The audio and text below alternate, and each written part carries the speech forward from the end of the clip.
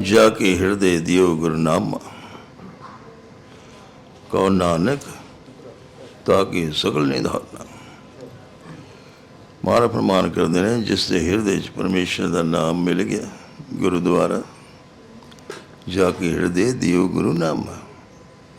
गुरु ने जिस दे पर नामदान की बख्शिश कर दी, कहो नानक ताकि सकल निधान, सारे खजाने उसने प्राप्त हो जाते हैं। ये गुरुद्वारा दिते दे नाम की बरकत है। काबल तो एक गुरु घर का प्रेमी आया महाराज के चरणों च, ये सारे परिवार के मैंबर आते रहते सन। इनू कभी मौका नहीं मिले आने का। छोटे जी उदे कपड़े की दुकान से महाराज दियाँ साखियाँ सिफत सुनता रहता से। एक बार बड़ा ही मन च आया भी मैं भी जाके दर्शन करा। ये भी फिर अमृतसर आया पंजवें पातशाह दर्शन वास्ते। दर्शन करके मन बड़ा ही प्रसन्न होया। गुरु घर दी रौनक देख के इहदा मन बड़ा प्रभावित होया। भी लंगर चल रहे हैं, कीर्तन सत्संग हो रहे हैं, इमारतों का काम हो रहा है।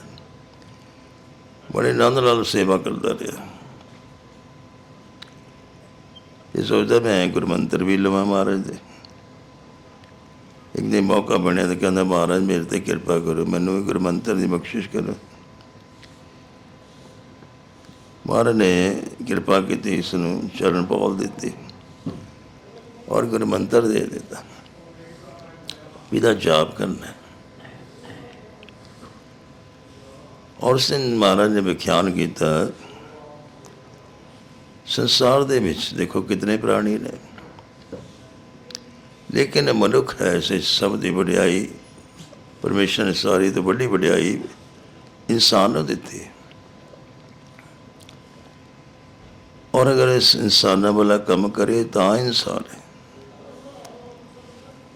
क्योंकि सारे जानवर पंछी परोपकार नहीं कर सकते,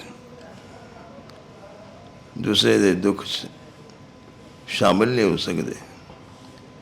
क्यों उन्होंने जिन्ना कुछ महाराज ने दिता तो मूँह नाल पंछी चौगा चुकते हैं। तो जानवर अपने वैसे जानवर महाराज नहीं समझ देते है कि अपने अपने पंछी जानवर अपने घर की जी मुश्किल मुसीबत आती उन्होंने संभालते हैं। कोई जानवर डिग जाए वो बाकी जानवर का ध्यान करते हैं। लेकिन मनुष्य वड्याई है, ये सारे की संभाल कर सकता है, पशुओं की भी, पंछियों की भी, इंसानों की भी।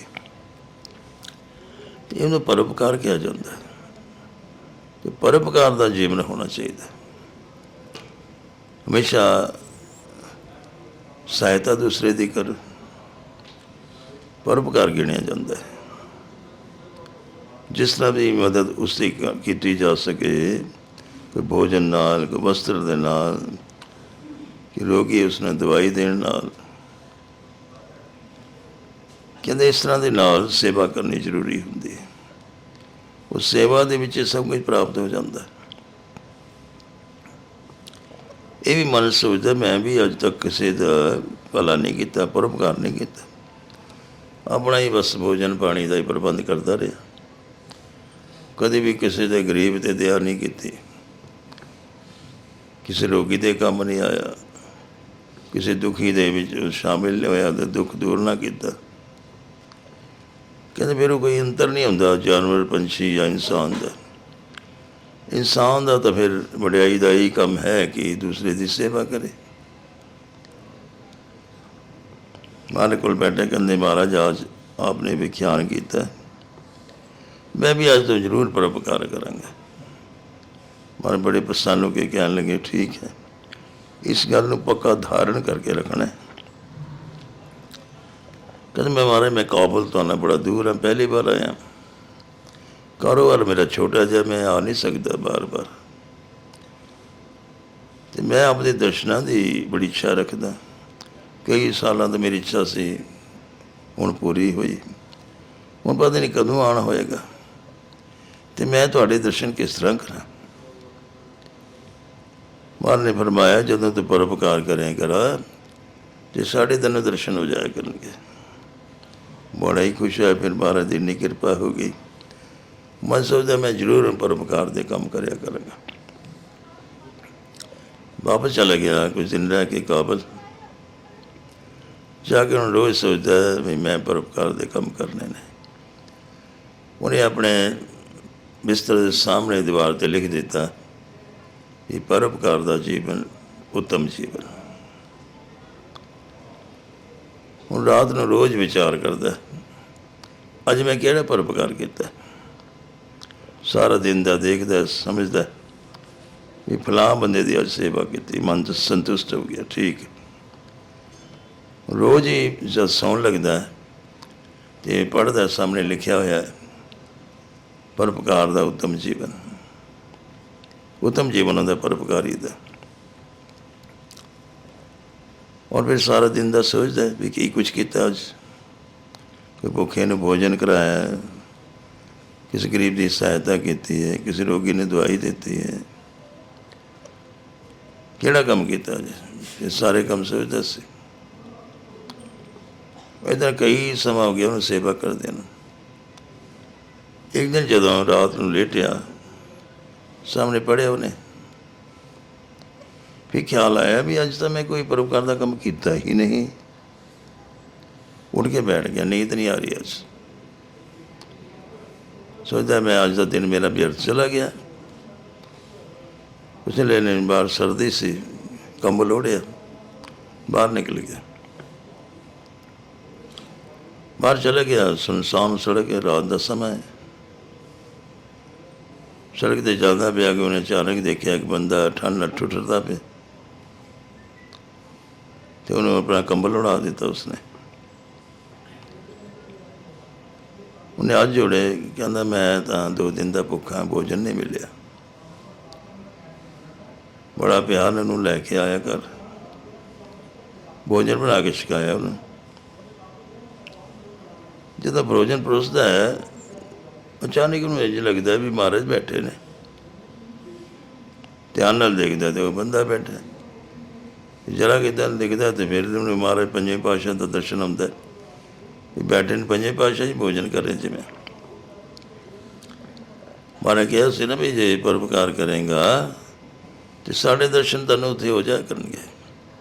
अज नूं याद आई महाराज ने हुक्म किया सी परोपकार करेंगा तो दर्शन हो जाएंगे। बड़ा ही गदगद हो गया। उस बंदे चों अज पंजे पातशाह के दर्शन हो रहे हैं। बड़े प्यार नाल सेवा उन्हें की। वह बड़ा धन्यवाद करता। अज मन की सदर कहते पूरी हो गई। बड़े चर बेनती करके आया सी महाराज दूर रहने में काबल देश दर्शना की इच्छा रही है। तो महाराज हुक्म करता सी तक परोपकार करेगा साढ़े दर्शन हो जाएंगे। अज दर्शन प्राप्त हो गए। नेत्रा जल चल पे बड़ा भारी। इन्नी महाराज की कृपा हो गई, काबल बैठे दर्शन हो गए। इस कर महाराज कहते जाके हृदय दियो गुरु नाम, जाके हृदय दियो गुरु नामा। वो गुरु ने नाम दान दिता, उन्हें हृदय च वसा लिया। कहो नानक ताकि सगल निधान, कि मेरे सारे खजाने प्राप्त हो गए। सेवा इतना महान यज्ञ होंदा है जिन्हें सब खजाना के खजाने प्राप्त हो जाते हैं। तुम्हारे परमाने पौड़ी गौड़ी महला पंजवा। जाके दुख सुख सम कर जापे। मारे परमान करते हैं जिस दे हृदय सुख और दुख का समा जो आता वो सम करके जानता। जे सुख आ गए तो बड़े फुल ना गए, दुख आ जाए तो बड़ा घबरा ना जाए। सम अवस्था रहनी चाहिए।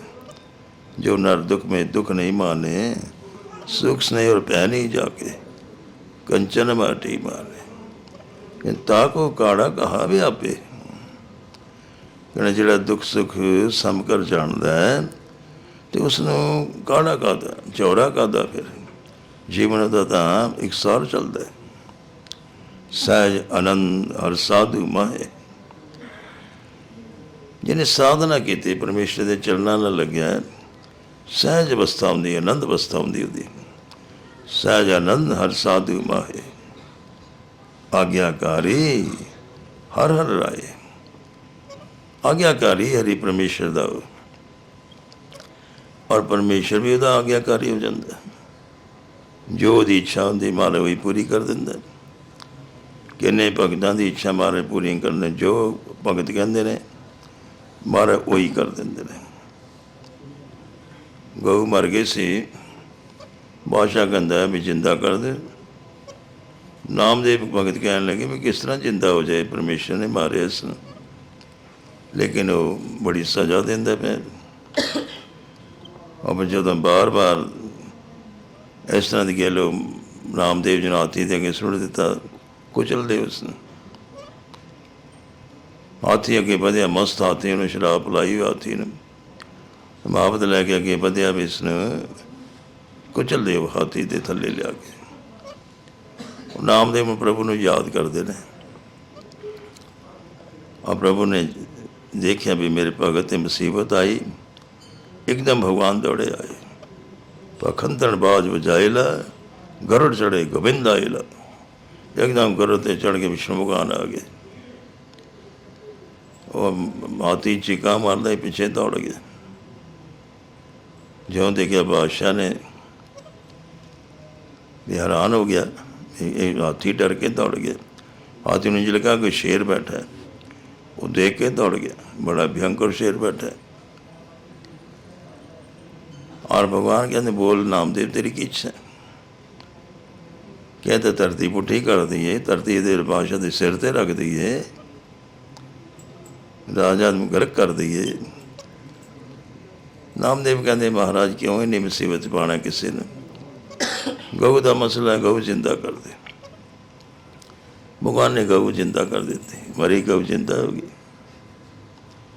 ਅਤੇ ਪਰਮੇਸ਼ਰ ਵੀ ਆਗਿਆਕਾਰੀ ਬਣ ਜਾਂਦਾ ਭਗਤਾਂ ਦਾ, ਕਿਉਂਕਿ ਭਗਤ ਪਰਮੇਸ਼ਰ ਦੇ ਆਗਿਆਕਾਰੀ ਹੁੰਦੇ ਨੇ। ਸਹਿਜ ਆਨੰਦ ਹਰ ਸਾਧੂ ਮਾਏ, ਸਹਿਜ ਅਵਸਥਾ, ਆਨੰਦ ਅਵਸਥਾ ਹੁੰਦੀ ਸਾਧੂ ਦੀ। ਆਗਿਆਕਾਰੀ ਹਰ ਹਰ ਰਾਏ, ਆਗਿਆਕਾਰੀ ਨੇ ਹਰ ਰਾਏ ਪਰਮੇਸ਼ਰ ਦੇ। ਅਤੇ ਹਰੀ ਰਾਜਾ ਪਰਮੇਸ਼ਰ ਉਹਨਾਂ ਦਾ ਆਗਿਆਕਾਰੀ ਬਣ ਜਾਂਦਾ। ਰਹਾ ਜਾ ਕੇ ਅਚਿੰਤ ਵਸੇ ਮਨ ਆਏ। ਉਹ ਅਚਿੰਤ ਪ੍ਰਭੂ ਜਿਹਦੇ ਮਨ 'ਚ ਆ ਕੇ ਵਸ ਜਾਂਦਾ, ਜਿਹੜਾ ਚਿੰਤਾ ਦੂਰ ਕਰਨ ਵਾਲਾ ਹੈ। ਕਿ ਅਚਿੰਤ ਪ੍ਰਭੂ ਹੈ, ਕੋਈ ਉਹਨੂੰ ਚਿੰਤਾ ਫਿਕਰ ਨਹੀਂ ਕਿਸੇ ਗੱਲ ਦਾ। ਤਾਂ ਕੋ ਚਿੰਤਾ ਕਦਮੋਂ ਨਾ ਹੈ। ਕਹਿੰਦੇ ਉਸਨੇ ਪਰ ਕੋਈ ਚਿੰਤਾ ਹੁੰਦੀ ਨਹੀਂ, ਕਿ ਉਹ ਅਚਿੰਤ ਪਰਮੇਸ਼ਰ ਦੇ ਹਿਰਦੇ 'ਚ ਵਸ ਗਿਆ। ਜੇ ਮਨ 'ਚ ਵਸ ਗਿਆ ਤਾਂ ਚਿੰਤਾ ਸਮਾਪਤ ਹੋ ਗਈਆਂ ਸਾਰੀਆਂ। ਜਾ ਕੇ ਬਿਨ ਸਿਓ ਮਨ 'ਤੇ ਪਰਮਾ, ਜਿਹਦੇ ਹਿਰਦੇ 'ਚ ਸਾਰੇ ਭਰਮ ਚਲੇ ਗਏ। ਕਿਉਂਕਿ ਭਰਮਾਂ ਦਾ ਨਾਸ਼ ਹੋ ਜਾਂਦਾ ਭਗਤੀ ਕਰਨ ਦੇ ਨਾਲ, ਗੁਰੂ ਦੀ ਪ੍ਰਾਪਤੀ ਦੇ ਨਾਲ ਭਰਮਾਂ ਦਾ ਨਾਸ਼ ਹੋ ਜਾਂਦਾ।